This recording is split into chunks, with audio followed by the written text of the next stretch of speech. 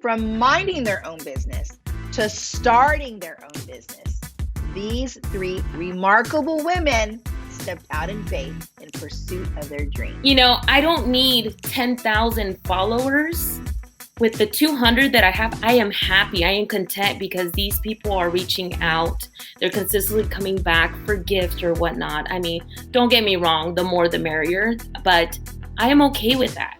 When we're in those situations where we believe that God is calling us to a work or an arena that feels like it's not for us because we feel like we're not capable of it, we really have to just trust God more. May my ceiling be their floor, right? Like, I don't ever want there to be like, you know, like, oh no, honey, that's, you know, other people do that, but we don't do that, you know, or like, yeah, that's a nice thought, and just not kind of like let it go anywhere. I told you, and it's not too late to watch this week's episode of A New Thing Live.